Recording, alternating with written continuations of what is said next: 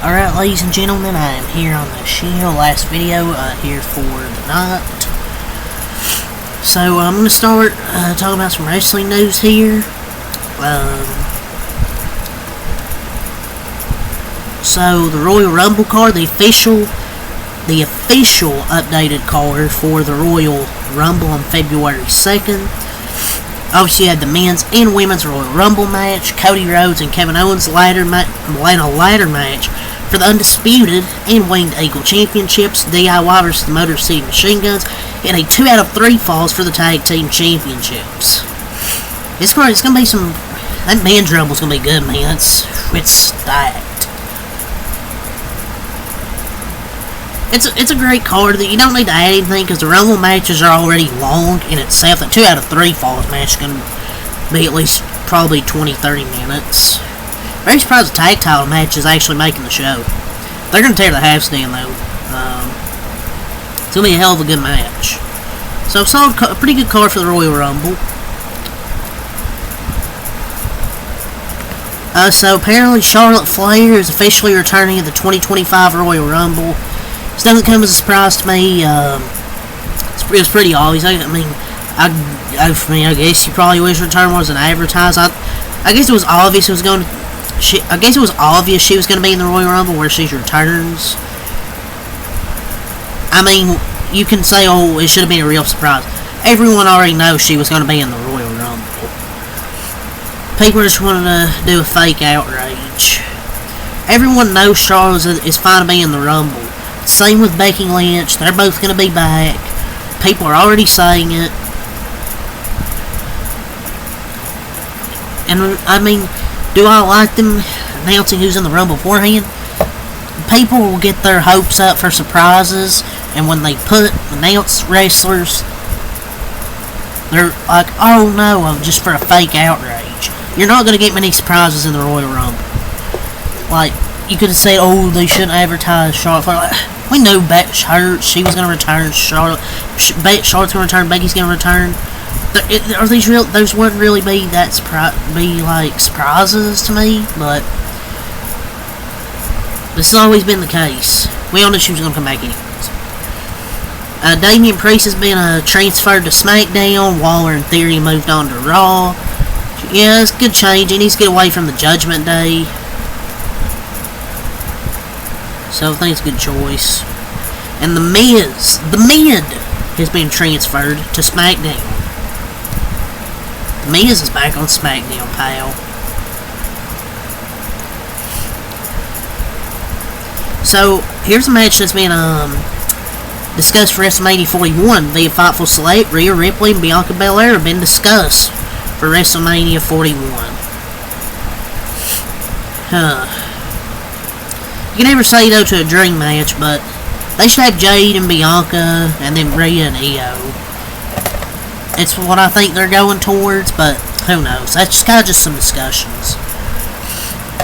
So, via PW Insider, Hulk Hogan is not booked for Saturday night main event tomorrow night, or technically not, due to his son Nick getting married. W. Nick. Good. That works for me, brother. God is good. So, via WrestleTix, the 2025 Royal Rumble is now the highest drawing event in the pay-per-view's history, with over 60,450 tickets distributed for this year's event in Indianapolis, Indiana thus far, surpassing the previous attendance record held by the 1997 Rumble in San Antonio, Texas. In case you've been living under a rock, WWE's on fire right now. Man, WWE on fire, pal.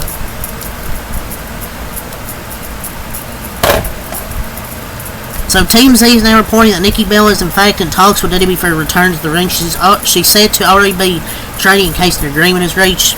Pretty much sounds like she'll be back in the ring. It's whatever to me. I mean, there's not really much I have to say about it.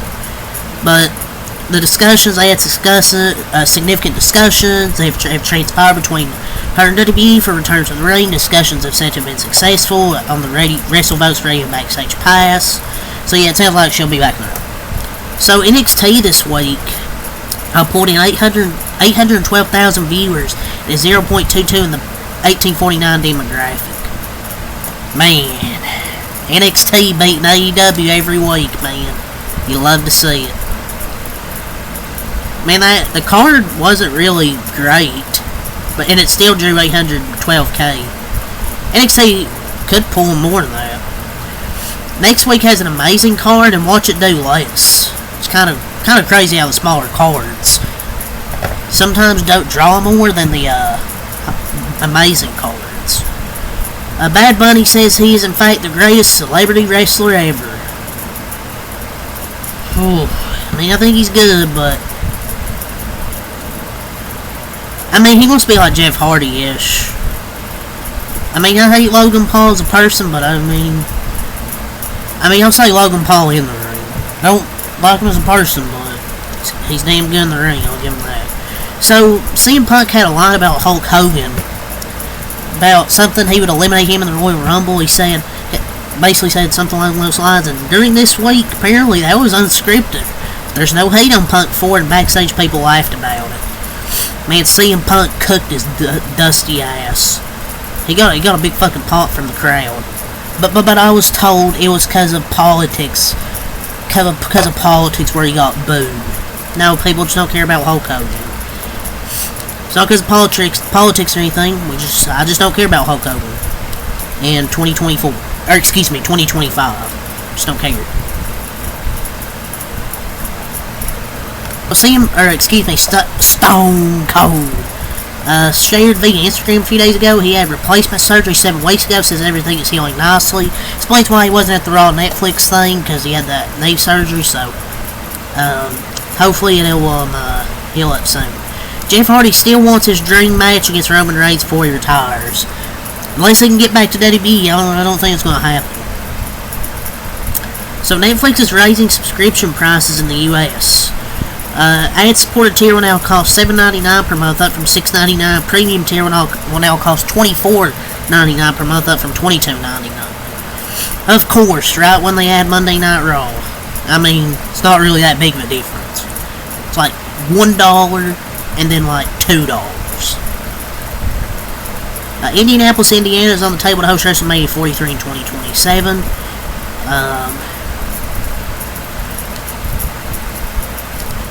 Through here. Yeah, that's all for the wrestling, so let's move on. Now let's get to some NBA on that shit. And then we'll get some NASCAR, and that'll be the end of this video. So, per Brett Siegel NBA, the Lakers are interested in Nikola Vucevic. Oh, the Lakers are interested in a player? Oh, they ain't getting him. We'll see. I don't know, man. His defense really isn't that good. Centers that can't play don't play in the playoffs. I would rather, if I'm a Lakers fan, I would rather have Walker Kessler. Yes, he's not a better offensive player, but you want that defense. That's why you need a defensive center. You got guys that can shoot. Some guys that can shoot. I'm not saying the whole team can shoot, but you got guys that can shoot. You need a guy that can defend down in the paint. So, NBA, the Phoenix Suns are a team to watch for Zach LaVine. Yeah, sure. Per Jake L. Fisher, sources say Phoenix is, to name one example, could emerge with interest in exploring a swap of Bradley Beal for Zach LaVine. That a swap makes 0 sense. And I don't know why he would want to go from a below 500 team to just an average team. But whatever. Miami Heat are reportedly seeking players who can contribute immediately, young talent, draft capital, and expiring contracts by the summer of 2026, and a trade package for Jimmy Butler, per Windhorst. Sources on both sides of the Butler saga say there's no motivation to get a deal done between now and the deadline. So, basically, there's not going to be a trade. Pat Riley, Delusion Masterclass.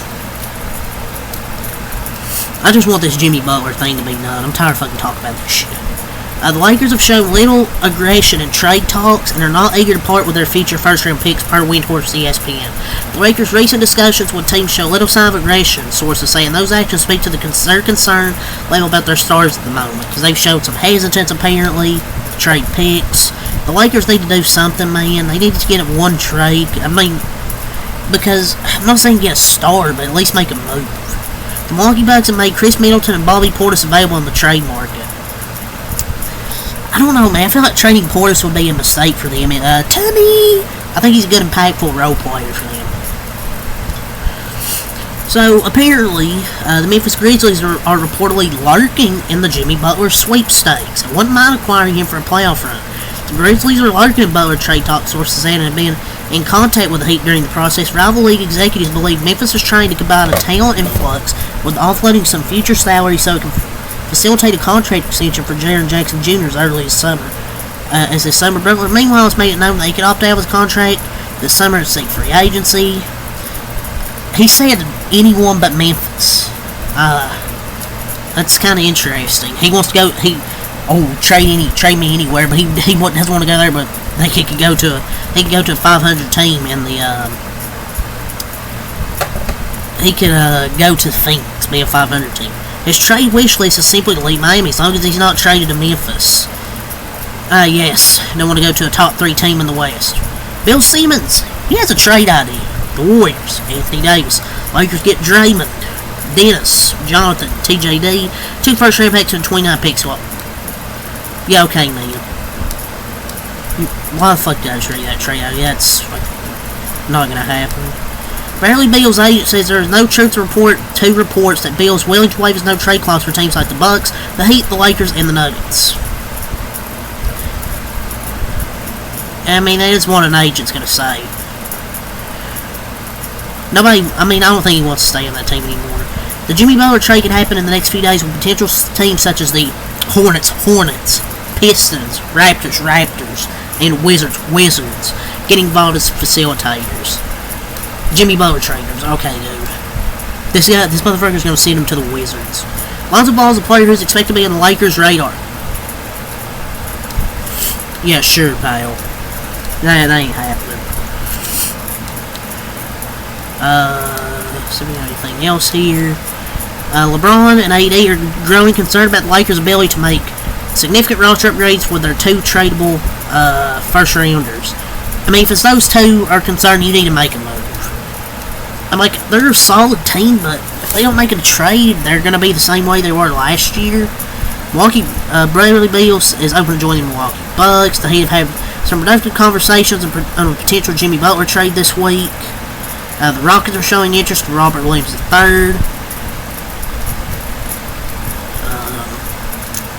Yeah, that's really all for the NBA. So we'll talk about some NASCAR in this video. So we're going to start this off with some big news. Remember Casey Kane? Legend. He's going to pilot the number 33 Hendrick Car Chevrolet for RCR in the NASCAR Xfinity Series event at Rockingham Speedway. Casey fucking Kane is back, pal. Love Casey Kane. One of my favorites when he was at Hendrick. So I'm glad he's back, at least racing. I don't care if it's Xfinity Series. Happy that he's back. There's some more stuff through here for Bob Pockers. The Cup race at Texas has sponsored the Worth 400. Yeah, the Cup races at Texas are worth less. So yeah, it makes sense. Worth less 400. And the Cup race at Dover will be the Auto Trader Echo Park Automotive 400. Yeah, just switch sponsors. ARCA champ Andres Perez de Lara will drive for Spire Motorsports and Trucks this year, full-time in the number 77 Chevrolet. I mean, I don't know about this move. I mean, he didn't even win a damn ARCA race, so yeah, I'm not sure he'll do that good. So, Red Bull's back. Yes, Bull. And will serve as SVG's primary partner for 5 races. So, Red Bull's back, and Connor Zelich is going to make his Cup debut at COTA. So, it should be interesting. This isn't rushing him up. People will be like, ooh, rush him up. I mean, this isn't one race. I mean, this isn't like he's running a full season. It's a one-off, and he'll be in the 87 for his Cup debut. Cup race at Phoenix in March 9 will have an option tire. Practice allotment will be 1 primary set, 1 option set. Qualifying will be 1 primary set. Race allotment will be 6 primary sets, 2 option sets, and a qualifying carryover. Dude, they're having to try and do this option tire shit again. Chandler Smith's going to drive the 66 Cup car for Carl Long in the Daytona 500. Lame. Rookie stripes are going to be no longer a thing. NASCAR says they're not necessary. So, yeah, that's all to say for this video. Until next time, out. Peace.